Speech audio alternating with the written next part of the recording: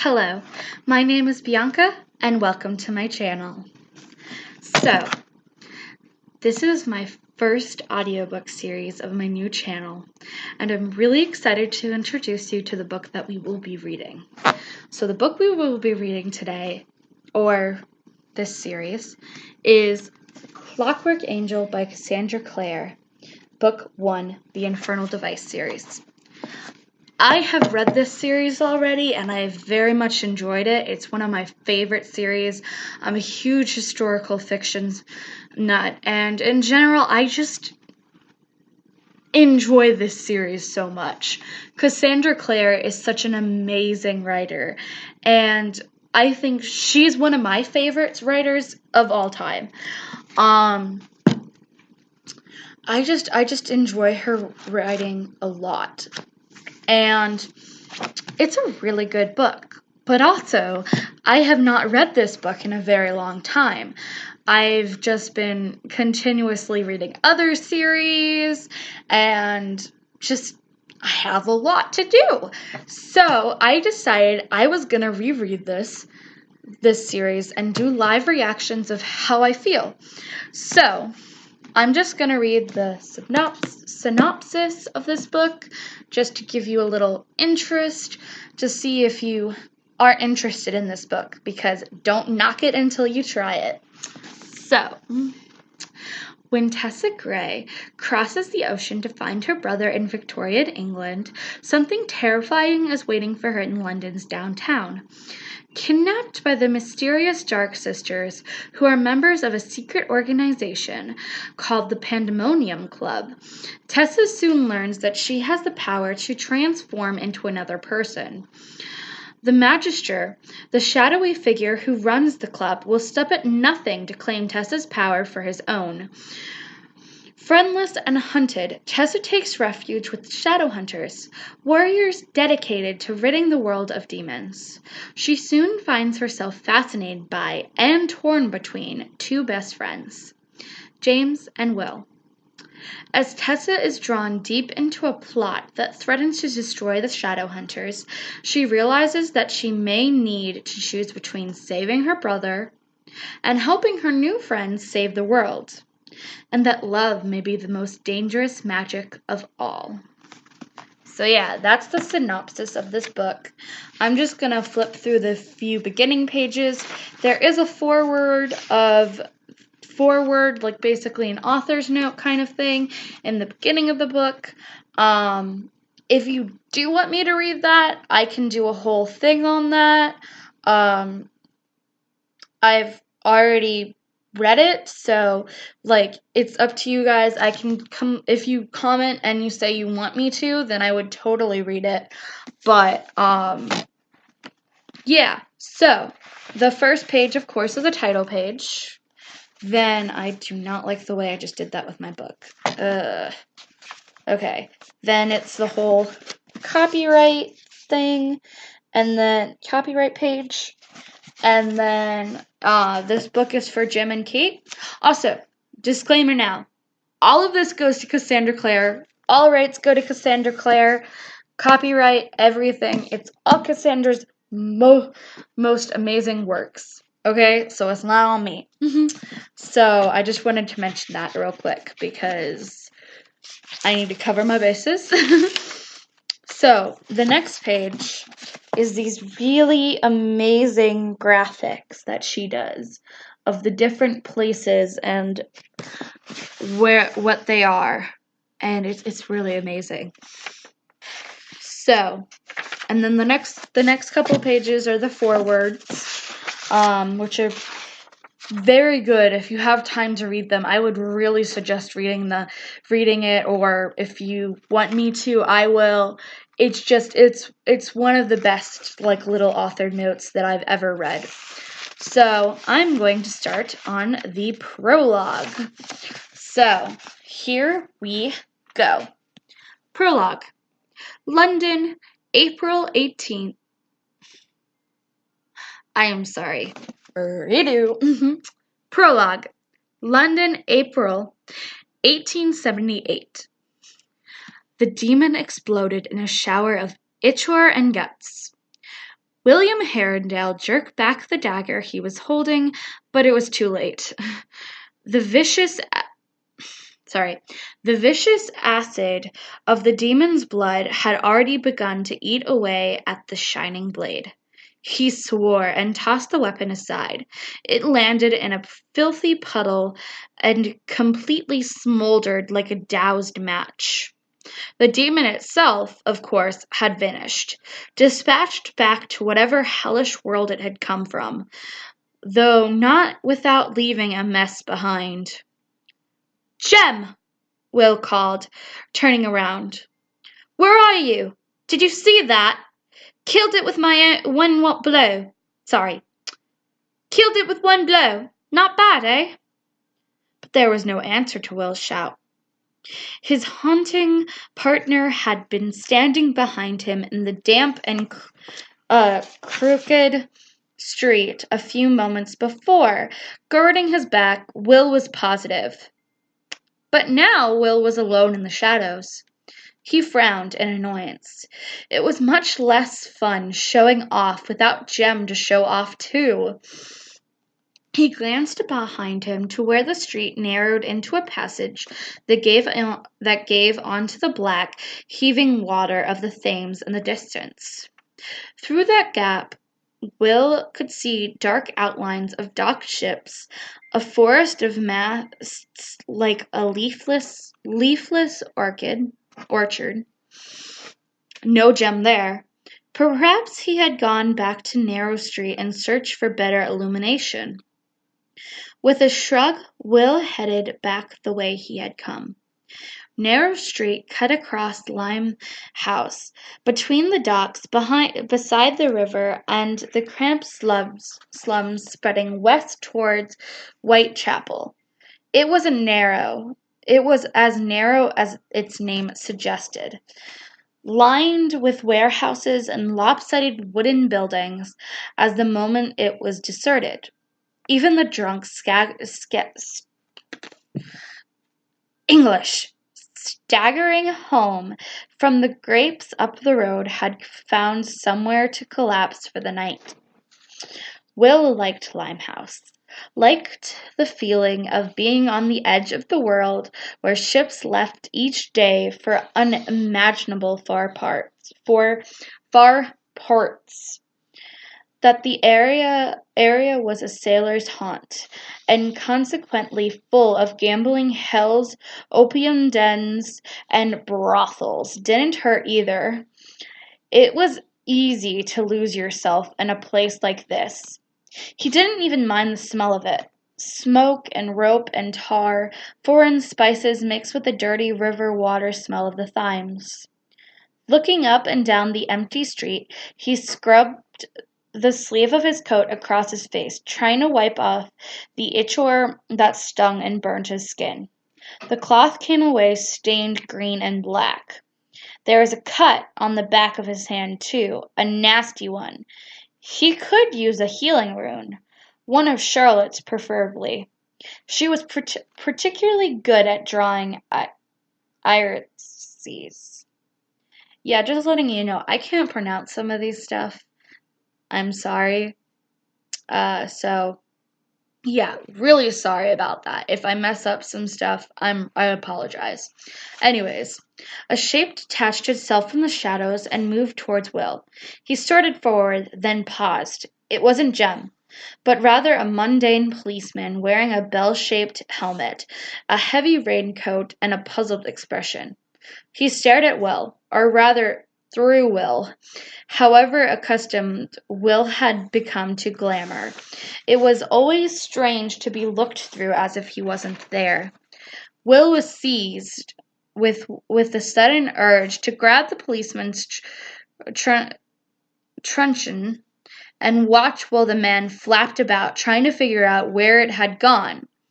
But Jem had scolded him the few times he'd done that before, and while Will never really could understand Jem's objections to the whole enterprise, it wasn't worth making him upset. With a shrug and a blink, the policeman moved past Will, shaking his head and muttering something under his breath about swearing off the gin before he truly started seeing things.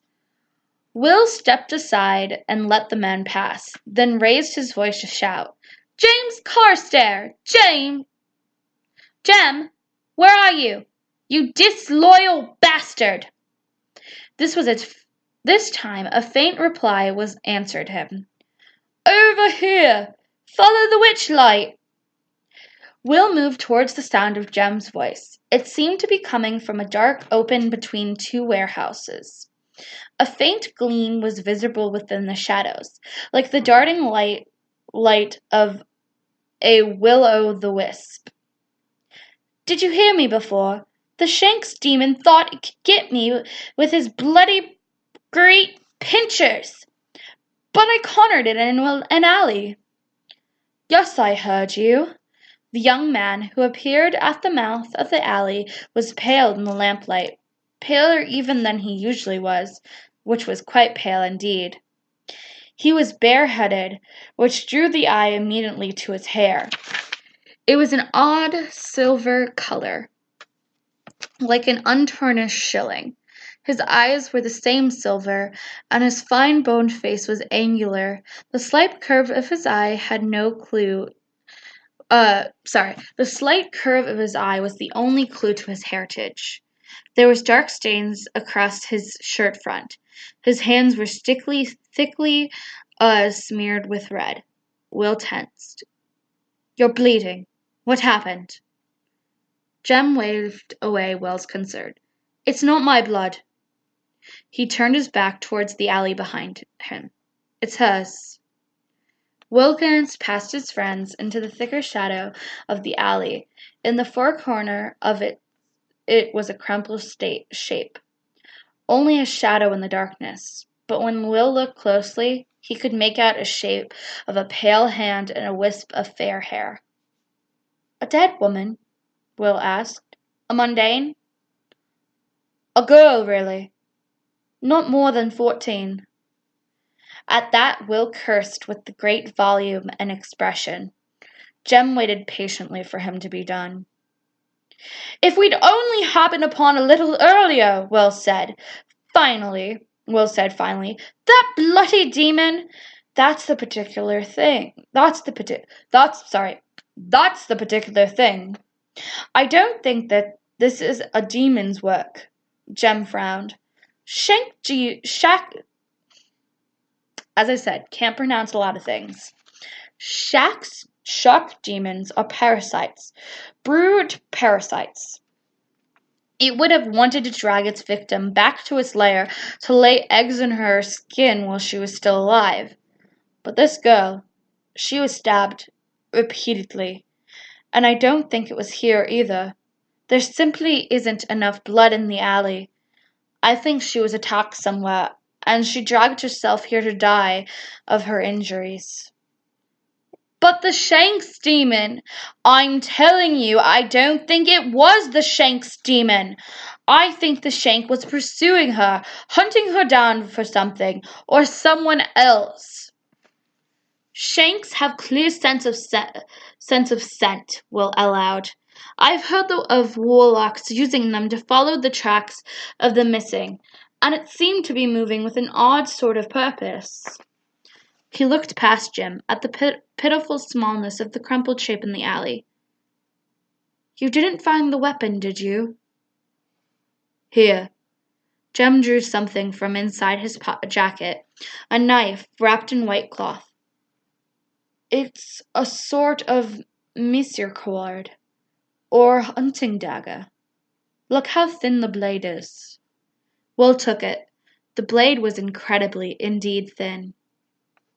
Ending in a handle made of polished bone, the blade and hilt both were stained with dried blood. With a frown he wiped the flat of the knife across the rough surface of his sleeve, scraping it clean until a symbol burned into a blade became visible. 2 serpents, each biting the other's tail, forming a circle. Ouroboros, Jem said, leaning in a close stare of the knife. A double one. Now what do you think that means? The end of the world, said Will, still looking at the dagger, a small smile playing at his life.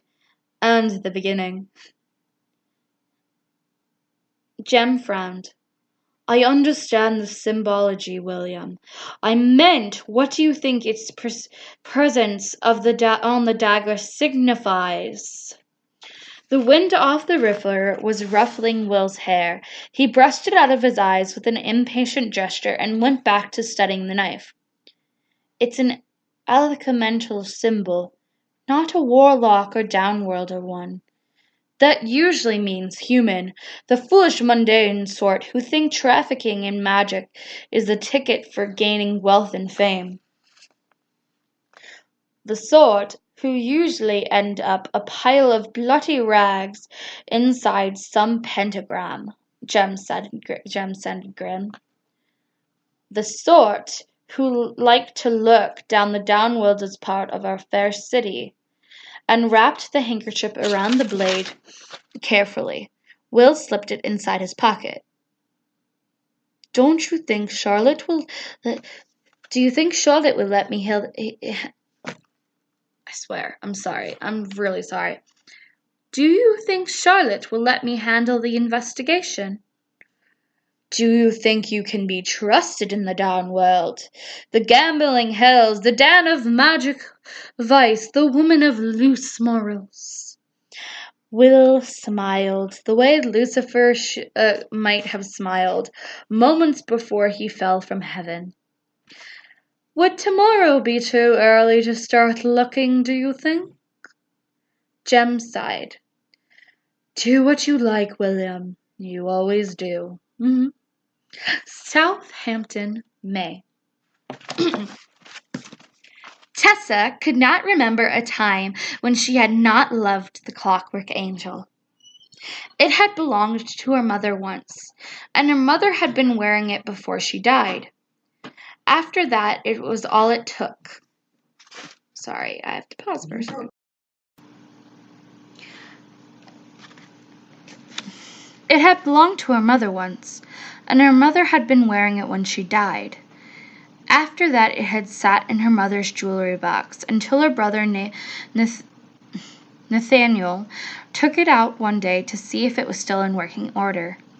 The angel was no bigger than Tessa's pinky finger. A tiny statuette made of brass, which folded wings, bronze wings, no larger than a cricket's. It had a delicate metal face, with shut crescent eyelids, and a hand crossed over the sword in front. A thin chain that looped beneath the wings allowed the angel to be worn around the neck like a locket. Tessa knew the angel was made out of clockwork because if she lifted to her ear, she could hear the sound of its machinery, like the sound of a watch. Nate had exclaimed in surprise that it was not working after so many years, and he had looked in vain for a knob or a screw, or some other method of which the angel might be wound. But there was nothing to find. With a shrug he had given the angel to Tessa.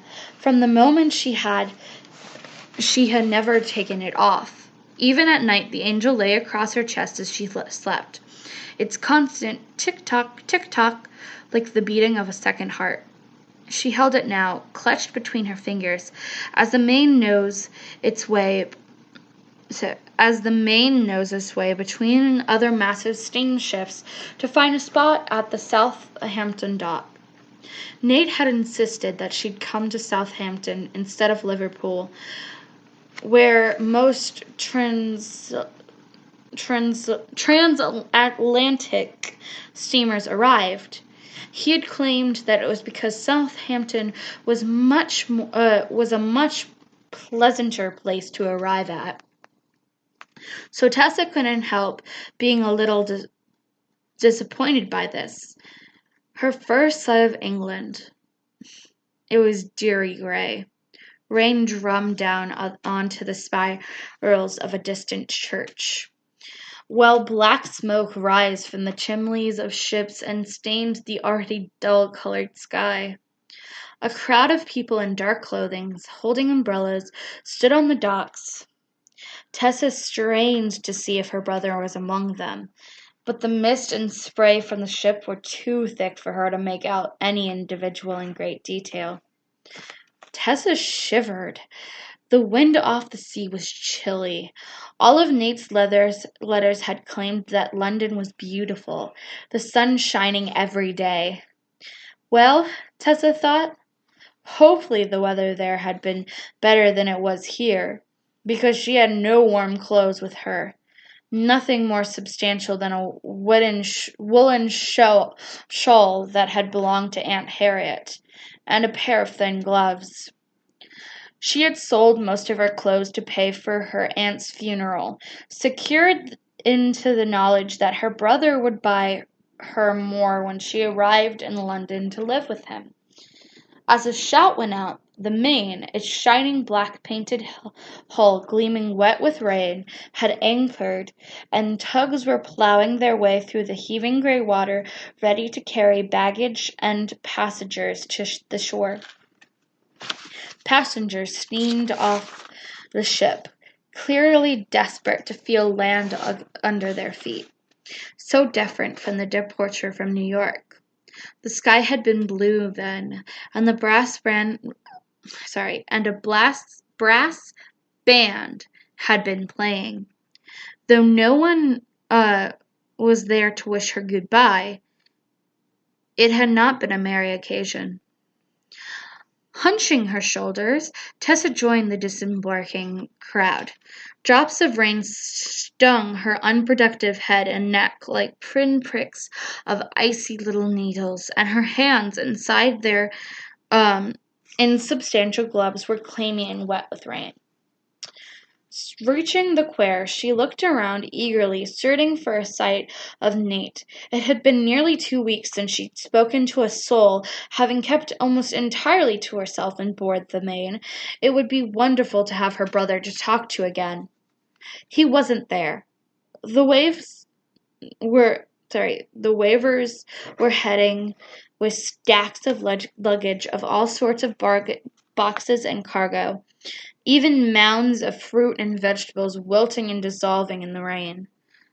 A steamer was departing from Lee Havre nearby. A damp-looking sailors swarmed close to Tessa, shouting in French. She tried to move aside, only to be trampled by a throng of disembarking passengers hurrying for the shelter of the railroad station. But Nate was nowhere to be seen. "You are Miss Gray?" The man was gutted, heavily accented. A man had moved to stand in front of Tessa. He was tall and wearing a sweeping black coat and a tall hat. It brimmed, collecting rainwater like a sternum. His eyes were particularly plunging, almost protuberant, like a frog's. His skin was as rough-looking as scar tissue. Tessa had to fight the urge to cringe away from him, but he knew her name. Who else would know her name except someone who knew Nate too? "Yes." Your brother sent me. Come with me." Sorry, that does not work. That's not cool. That's gonna hurt my voice. "Your brother sent me. Come with me." "Where is he?" Tessa demanded. But the man was already walking away. His stride was uneven, as if he had a limp from an old injury. After a moment, Tessa gathered up her skirts and hurried after him. He wandered through the crowd, moving ahead with a purposeful speed. People jumped aside, muttering around about his rudeness as he shouldered past, with Tessa nearly running to keep up. He turned abruptly, while a pile of boxes had come to a halt in front of a large, gleaming black coach. Gold letters had been painting across his side, but the rain and mist were too thick for Tessa to read them clearly. The door of the carriage opened, and a woman leaned out. She wore an enormous plumed hat that hid her face. "Miss Teresa Gray." Tessa nodded. The bulging-eyed man hurried to help the woman out of the carriage, and then another woman, following after her. Each of them immediately opened an umbrella and raised it, sheltering themselves from the rain. Then they fixed their eyes on Tessa. They were an odd pair, the women. One was very tall and thin, with a bony, pinched face. Colorless hair was scraped back into a chigeton at the back of her head. She wore a dress of brilliant violet silk, already spattered here and there with splotches of rain, and matching velvet gloves. The other woman was short and plump, with small eyes sucked deep into her head. The bright pink gloves stretched across her hands, making them look like powerful paws. "Teresa Gray," said the shorter of the two. "What a delight to make your acquaintance at last. I am Miss Black, and this is my sister, Miss Dark. Your brother sent us to come accompany you to London." Tessa, damp, cold, and baffled, clutched her wet straw tightly around herself. "I don't understand. Where's Nate? Why didn't he come himself?" "He was unavoidably detained by business in London. Mortimer's couldn't spare him. He sent ahead a note for you, however." Miss Black held a rolled-up piece of paper, already dampened with rain. Tessa took it and turned away to read it. It was a short note from her brother, apologizing for not being at the docks to meet her, and letting her know that he trusted Miss Black and Miss Dark. I call them the Dark Sisters, Tessie, for obvious reasons, and they seem to find the name agreeable. To bring her safely to his house in London, they were, as his note said, his landladies as well as trusted friends, and they had his highest recommendation. That decided her. The letter was certainly from Nate. It was in his handwriting, and no one ever called her Tessie. She swallowed hard and slipped the note into her sleeve, turning back to face the sisters. "Very well," she said, fighting down her limbering sense of disappointment. She had been so looking forward to seeing her brother. "Shall we call a porter to fetch my trunk?" No need. Miss Dark's cheerful tone was an odd with her fragrant fingers. "We've already arranged to have them sent ahead." She snapped her fingers at the bulging-eyed man, who swung himself onto the driving seat of the front carriage. She placed a hand on Tessa's shoulder. "Come along, child. Let us get you out of the rain."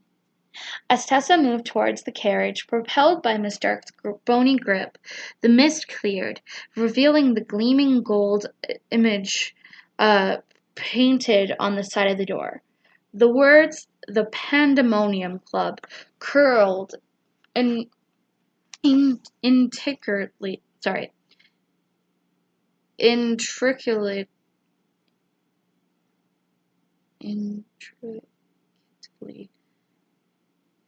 intricately around two snakes biting each other's tail, forming a circle. Tessa frowned. "What does that mean?" Nothing you need to worry about," said Miss Black, who had already climbed inside and had her skirts spurled across one of the most comfortable looking seats. The inside of the carriage was richly decorated with plush purple velvet bench seats facing each other, and gold tasseled curtains hanging from the window. Miss Dark helped Tessa up into the carriage, then clambered in behind her. As Tessa settled herself down on the bench seat, Miss Black reached out to shut the carriage door behind her sister, closing out the gray sky. When she smiled, her teeth gritted in a dimness as if they were made of metal. "Do settle in, Teresa. We are in a long ride ahead of us." Tessa put a hand to the Clockwork Angel at her throat, taking comfort in its steadily ticking as the carriage looked forward into the rain. And that is the end of the prologue. So this is the end of the video. I hope you enjoyed. Sorry, I do mispronounce some words and I do tend to stutter around when I'm reading, but for most of it, the content is there. And yes, my voices do change.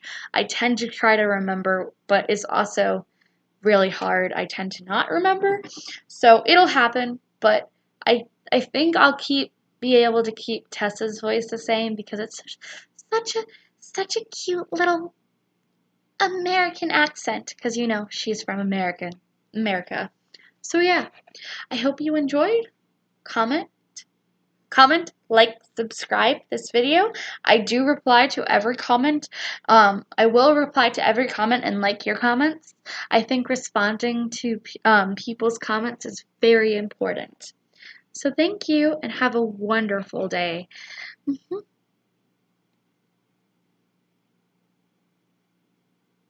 I've been paused.